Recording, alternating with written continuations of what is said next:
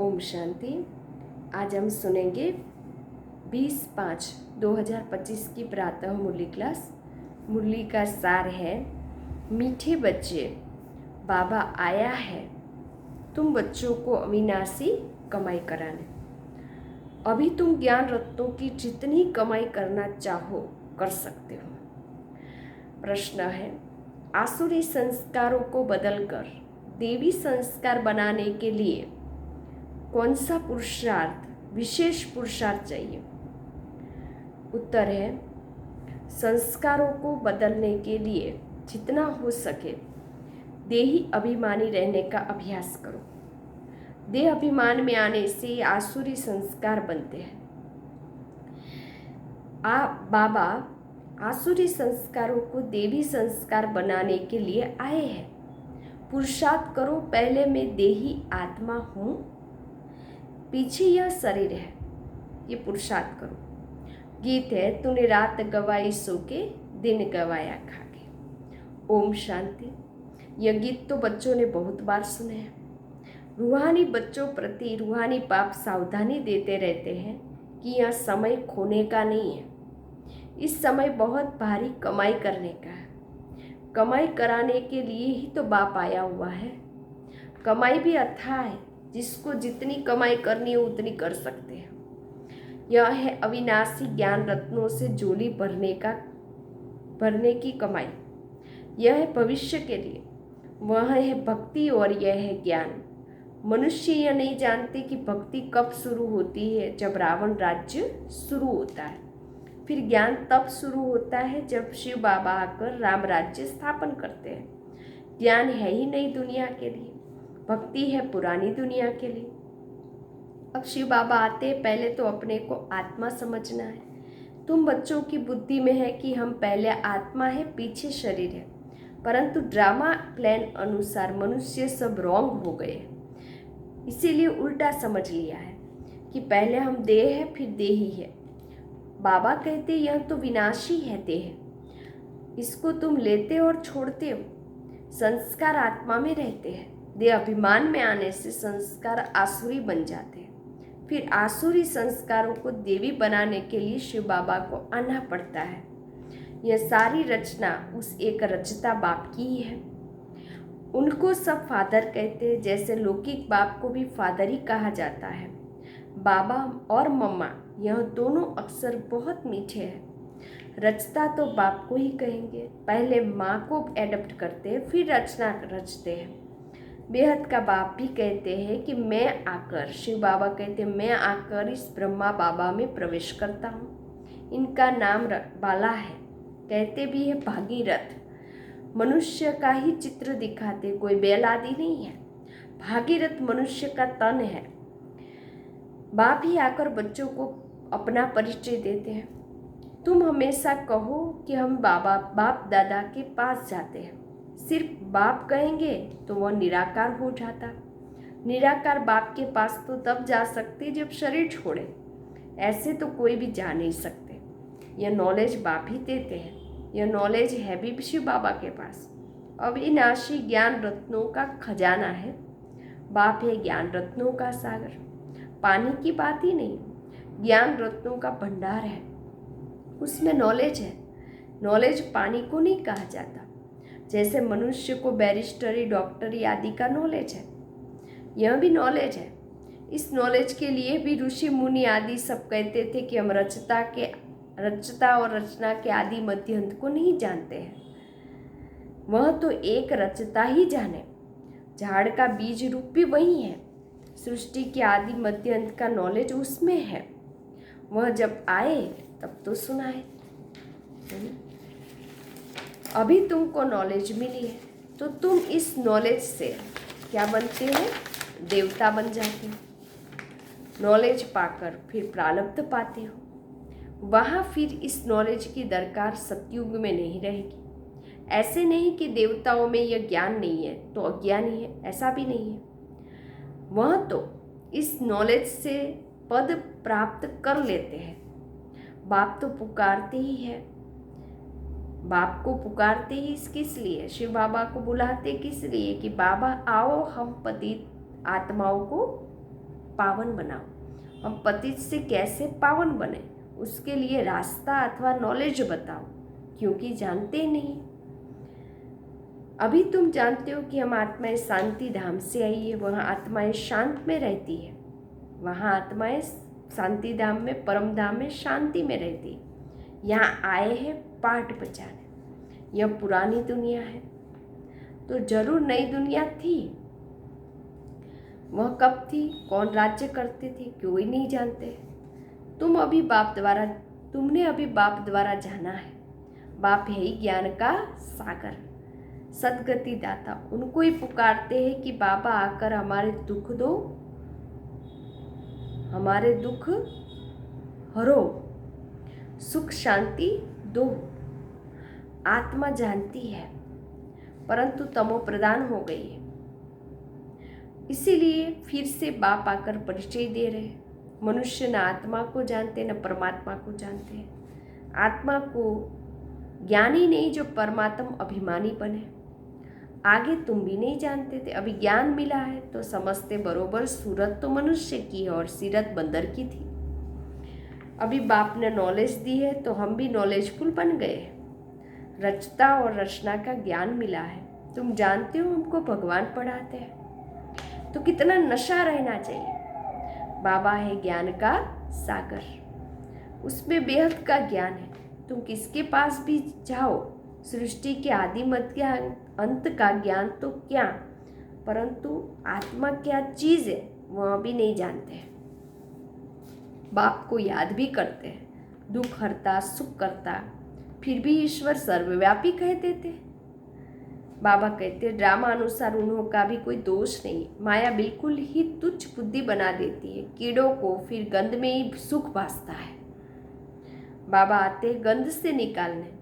मनुष्य दल दल में फंसे हुए हैं, विकारों में। ज्ञान का पता ही नहीं तो क्या करें। दुबन में फंस पड़े, फिर उनको निकालना ही मुश्किल हो जाता है। निकाल कर आधा पौना तक ले जाओ, फिर भी हाथ छुड़ाए गिर पड़ते। कई बच्चे औरों को ज्ञान देते देते स्वयं ही माया का थप्पड़ खा लेते हैं, क्योंकि बाप के डायरेक्शन के विरुद्ध कार्य कर लेते हैं। दूसरों को निकालने की कोशिश करते और खुद गिर पड़ते। फिर उनको निकालने में कितनी मेहनत हो जाती है, क्योंकि माया से हार खा लेते। उनको अपना पाप ही अंदर खाता है। माया की लड़ाई है ना। अभी तुम युद्ध के मैदान पर, वह है बाहुबल से लड़ने वाली हिंसक सेनाएं। तुम हो अहिंसक। तुम राज्य लेती हो अहिंसा से। हिंसा दो प्रकार की होती है ना, एक है काम कटारी चलाना और दूसरी हिंसा है किसी को मारना पीटना। तुम अभी डबल अहिंसक बनते हो। यह ज्ञान बल की लड़ाई कोई नहीं जानते। अहिंसा किसको कहा जाता है कोई नहीं जानते। भक्ति मार्ग की सामग्री कितनी भारी है। गाते भी ये पतित पावन आओ, परंतु मैं कैसे आकर पावन बनाता हूँ कोई नहीं जानते। गीता में ही भूल कर दिए जो मनुष्य को भगवान कह दिया। शास्त्र मनुष्य ने बनाए हैं, मनुष्य ही पढ़ते। देवताओं को तो शास्त्र पढ़ने की दरकार ही नहीं। वहाँ सतयुग में तो कोई शास्त्र नहीं होते। ज्ञान भक्ति पीछे है, वैराग्य ज्ञान भक्ति और पीछे है वैराग्य। किसका वैराग्य? भक्ति का। दुनिया, पुरानी दुनिया का वैराग्य है, पुराने शरीर का वैराग्य है।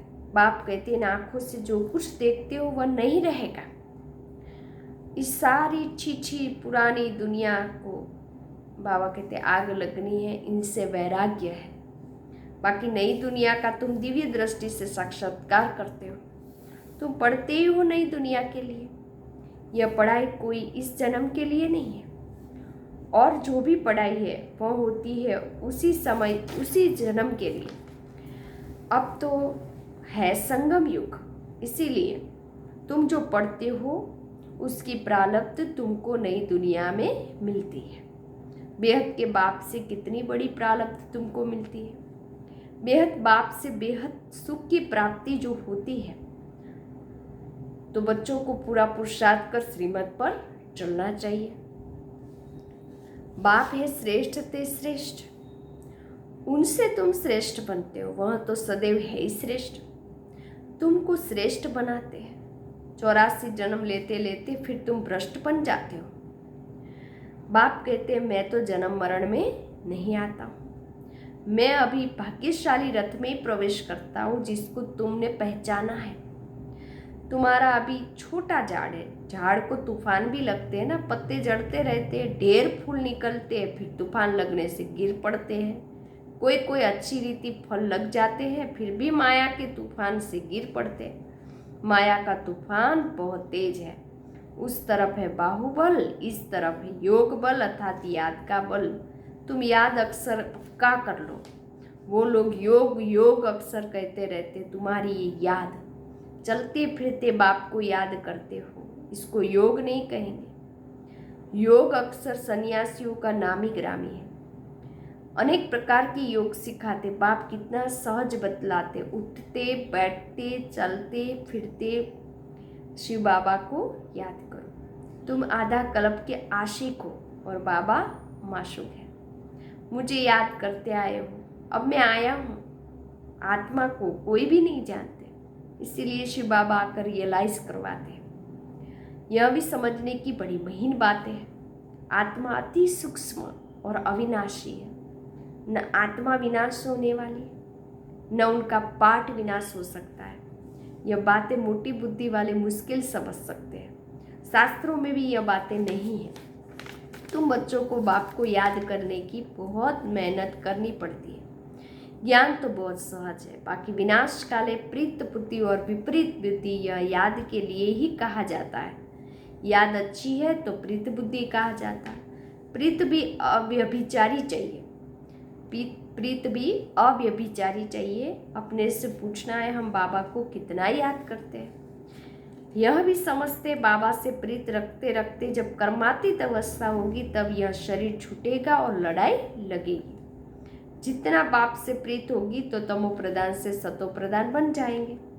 इम्तिहान तो एक ही समय होगा ना, जब पूरा समय आता है, सबकी प्रीत बुद्धि हो जाती है, उस समय फिर विनाश होता है। तब तक झगड़े आदि लगते रहते हैं। विलायत वाले भी समझते अभी मौत सामने है। कोई प्रेरक है जो हमसे बॉम्ब्स बनवाते हैं, परंतु क्या सकते हैं। ड्रामा की नूंद है ना, अपनी ही साइंस बल से अपने ही कुल का मोट लाते हैं। बच्चे कहते पावन दुनिया में ले जाओ, तो शरीरों को थोड़ी ले जाएंगे। बाप कालों का काल महाकाल है ना, यह बातें कोई नहीं जानते। गाया हुआ है मीरुआ मत मलुका शिकार। वह कहते विनाश बंद हो जाए, शांति हो जाए। अरे विनाश बिगर सुख शांति कैसे स्थापन होगी। इसीलिए चक्र पर जरूर समझाओ। अभी स्वर्ग के गेट खुल रहे हैं, बाबा ने कहा है इस पर भी एक पुस्तक छपाओ, gateway to Shantidham Sukhdham.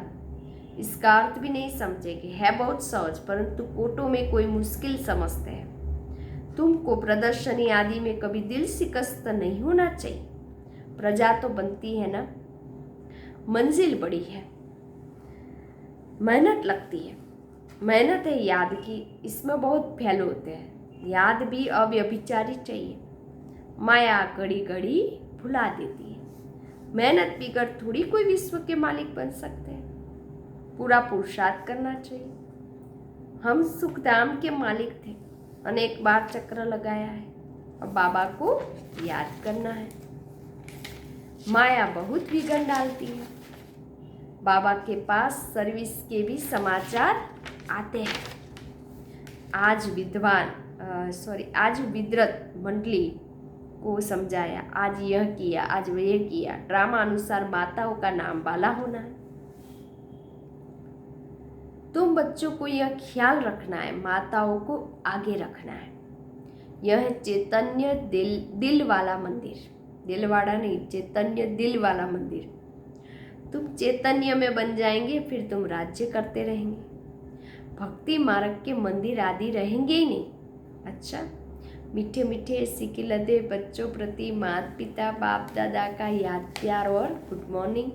रूहानी बाप की रूहानी बच्चों को नमस्ते। हम रूहानी बच्चों की रूहानी बाप दादा को याद प्यार गुड मॉर्निंग, नमस्ते नमस्ते नमस्ते। सदा रहो हंसते। मैं कौन? आत्मा। मेरा कौन? शिव बाबा। कहाँ जाना? परम धाम। बाबा थैंक यू, बाबा शुक्रिया, मेरा बाबा, मीठा बाबा, प्यारा बाबा, लाडला बाबा, वाह बाबा वाह, धन्यवाद बाबा। धारणा के लिए मुख्य सार, एक बाप से अव्यभिचारी प्रीत रखते रखते कर्मातीत अवस्था को पाना है। इस पुरानी देह और पुरानी दुनिया से बेहद का वैराग्य हो। दूसरी पॉइंट, कोई भी कर्तव्य बाप के डायरेक्शन के विरुद्ध नहीं करना है। युद्ध के मैदान में कभी भी हार नहीं खानी है। डबल अहिंसक बनना है। वरदान है, शुभ भावना से सेवा करने वाले बाप समान अपकारियों पर भी उपकारी भव। जैसे बाप अपकारियों पर उपकार करते हैं, ऐसे आपके सामने कैसी भी आत्मा हो, लेकिन अपने रहम की वृत्ति से, शुभ भावना से उसे परिवर्तन कर दो। यही है सच्ची सेवा। जैसे साइंस वाले रेत में भी खेती पैदा कर देते हैं, ऐसे साइलेंस की शक्ति से रहम दिल बन अपकारियों पर भी उपकार कर धरनी को परिवर्तन करो। स्व परिवर्तन से, शुभ भावना से कैसी भी आत्मा परिवर्तन हो जाएगी, क्योंकि शुभ भावना सफलता अवश्य प्राप्त कराती है। स्लोगन, ज्ञान का सिमरण करना ही सदा हर्षित रहने का आधार है। अव्यक्तिशाली रूहानी रॉयल्टी और प्योरिटी की पर्सनालिटी धारण करो। आप ब्राह्मणों जैसी रूहानी पर्सनालिटी सारे कल्प में और किसी की भी नहीं है, क्योंकि आप सबकी पर्सनालिटी बनाने वाला ऊंचे से ऊंचा स्वयं परमात्मा है। आपकी सबसे बड़े से बड़ी पर्सनालिटी है स्वप्न व संकल्प में भी संपूर्ण प्योरिटी। इस प्योरिटी के साथ साथ चेहरे और चलन में रूहानियत की पर्सनालिटी है। अपनी इस पर्सनालिटी में सदा स्थित रहो तो सेवा स्वतः होगी। अच्छा, ओम शांति।